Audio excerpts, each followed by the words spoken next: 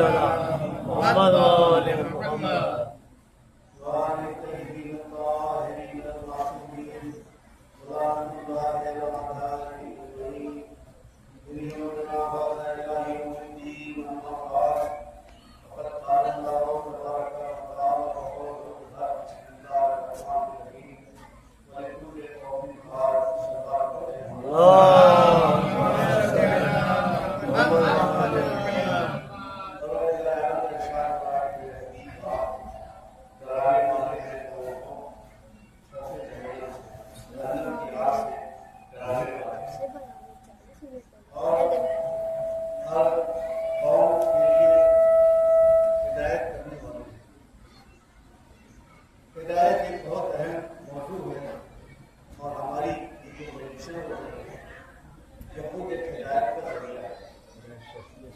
یہ مجلس حسین ہمارے لیے بہت بڑی عظیم نعمت ہے اور اس فرض پر اپنوں کو تو ہدایت کا پیغام ملتا ہی ہے، لیکن بہت سے لوگ ایسے ہیں جو حضرت حور کے صدقے میں ہدایت حاصل کر کے حسین کے راستے پر آ گئے۔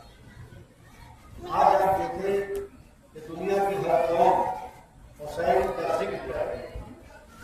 کوئی مذہب ایسا نہیں ہے کہ جس کے دانشوروں نے امام حسین علیہ السلام کی بارگاہ میں نذرانہ عقیدت کا پیش کیا۔ دوست دنیا بابی کہتے ہیں انسان کو بیدار کو ہونے کے دو، ہر قوم پکارے گی ہمارے۔ اس کا مطلب یہ ہے کہ اگر آج کوئی حسین کو نہیں پہچان سکا ہے تو دو ہی وجہ ہے، یا تو وہ حسین کے قاتلوں کی نسل سے ہے یا تو وہ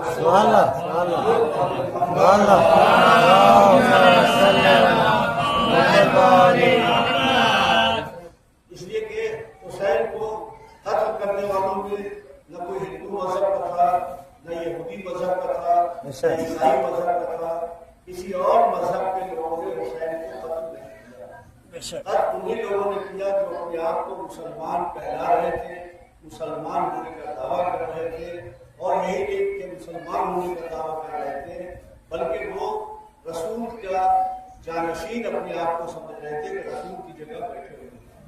یعنی مسلمانوں کی بدقسمتی اس سے بڑی اور کیا ہوگی کہ یزید جیسے انسان کو خلیفہ مان لیا، اور یزید جیسے انسان کو جب خلیفہ مان لیا گیا تو ہم ہر خلیفہ کو آنکھ بند کر کے مان نہیں سکتے، اس لیے کہ پتہ نہیں خلافت کے لباس میں کون یزید بیٹھا ہوگا۔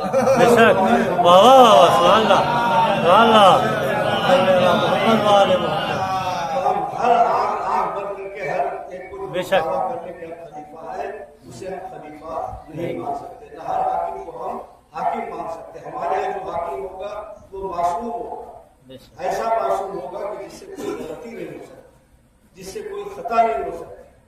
ہم ایسے حاکم کو کیا مانیں کہ جو شراب کے نشے میں 2 رکعت کے بجائے 4 رکعت پڑھا، کیا بات اور بعد میں جب یہ کیا کیا تو کھڑا ہو کے کہے کہ اگر تسکین نہ ہوئی ہو تو اور پڑھا دوں، کیا بات ہے،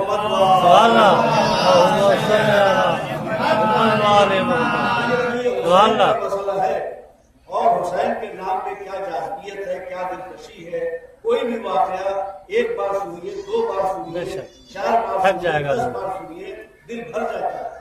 لیکن 14 صدیوں سے حسین کا تذکرہ، محمد والی محمد علیہ السلام کا تذکرہ ہو رہا ہے اور لوگ سن رہے ہیں۔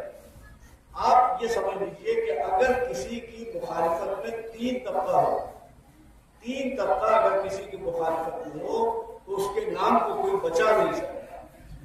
ایک بادشاہوں کا طبقہ، حکومت کا طبقہ، حکومت اگر کسی کو مٹانا چاہے تو اسے کوئی بچا نہیں سکتا۔ حکومت کے پاس طاقت ہے، حکومت کے پاس فورس ہے، حکومت کے پاس میڈیا ہے، حکومت کے پاس پیسے ہیں، جو چاہے وہ حکومت کر سکتی ہے۔ تو اگر حکومت کسی کی مخالف ہو جائے تو اس کے نام کو کوئی بچا نہیں سکتا۔ دوسرا سرمایہ دار طبقہ، سرمایہ دار طبقہ، سرمایہ دار طبقہ جس طرف ہو جائے، وہ چاہے تو میڈیا خرید لے، وہ چاہے تو مولویوں کو خرید لے، وہ چاہے تو رائٹرز کو خرید لے، وہ چاہے تو زبانوں کو خرید لے، وہ چاہے تو قلم کو خرید لے، اور جس کے خلاف جیسے چاہے ویسے پروپیگنڈا کر دے۔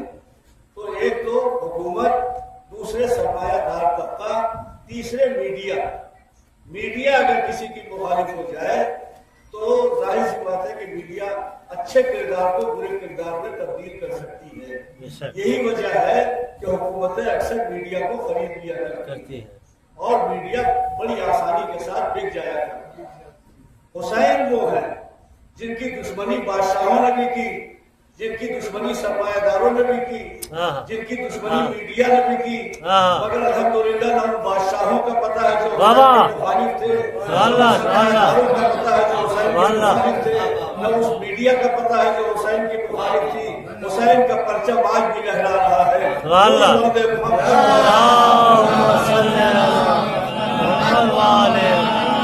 لیکن یہ پرچم جو مولا عباس کے نام سے منسوب ہے یہ بڑی اہمیت رکھتا ہے. آپ ہر جلوس میں پرچم لے کے چلتے ہیں. ہو سکتا ہے کہ کوئی جلوس آپ نکالیں دلجنا نہ ہو سکتا ہے کوئی جلوس آپ نکالیں تازیہ نہ ہو، یہ بھی ممکن ہے کہ کوئی جلوس آپ نکالیں علی اکبر کا تابوت نہ ہو، یہ بھی ہو سکتا ہے کوئی جلوس آپ نکالیں اور جھولا نہ ہو، لیکن یہ نہیں ہو سکتا کہ کوئی جلوس نکلے اور عباس کا علم نہ ہو. یہ ہو ہی نہیں سکتا کہ جلوس ہو اور عباس کا علم نہ ہو. تو یہ جلوس ہے کیا؟ میں 2 منٹ میں اپنے بچوں کو سمجھا دوں یہ جلوس ہے کیا. الیکشن جب ہوتا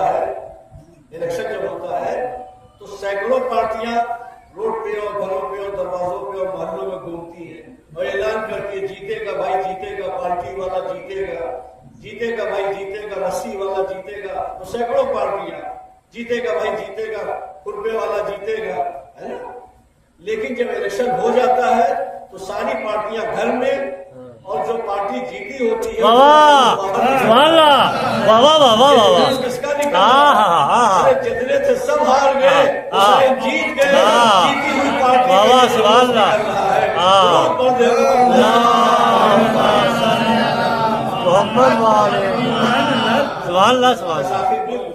کر دوں. یہ علم آپ دیکھ رہے ہر جلوس میں علم کیا ہے؟ علم ہے پرچم. ہر دیش کا ایک جھنڈا ہوتا ہے، ہر ملک کا یہ جھنڈا ہوتا ہے. یہ حسینی جھنڈا ہے جسے احترام سے علم کہا جاتا ہے. عربی میں علم جھنڈے ہی کو کہتے ہیں.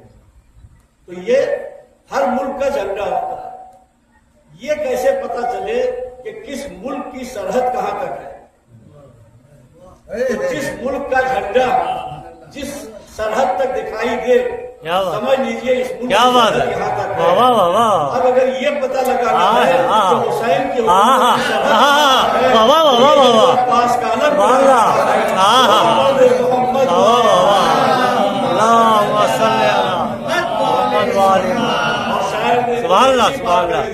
کہ عباس نامور کا علم لے کے جائیں گے ہم چاند پر حسین کا غم لے کے جائیں گے.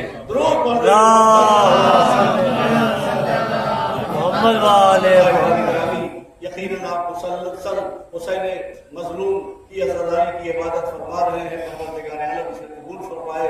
آج حسین کے کڑیاں جوان لال کر ماتم ہے اور کوئی اللہ کسی ماں باپ کو جوان بیٹے کا غم نہ دکھائے. شہزادے علی اکبر وہ ہیں کہ جن کو رخصت کرتے وقت جتنی بے چینی کا مظاہرہ خیموں سے ہوا ہے اتنی بے چینی کا مظاہرہ کسی اور کے مرحلے میں نہیں ہوا ہے. حمید ابن مسلم کہتے ہیں کہ جب علی اکبر خیمے سے باہر نکلنا چاہتے تھے خیمے کا پردہ اٹھتا تھا، پھر اکبر خیمے میں چلے جاتے تھے، خیمے کا پردہ گر جاتا تھا. ہوتا یہ تھا کہ جب اکبر باہر نکلنا چاہتے تھے کبھی زینب کہتی تھی اے نانا کی شبیہ علی اکبر آخری بار اپنا چہرہ دکھا دو بیٹا. کبھی لیلا کہتی تھی میرے لال 18 سال بڑے ارمانوں سے پالا ہے اپنا چہرہ دکھا دو. کبھی ننھی سکینہ دامن تھام کے کہتی تھی بھیا علی اکبر مدینے سے بڑی شان سے لائے ہو، اب یہاں سے ہمارا کیا ہوگا؟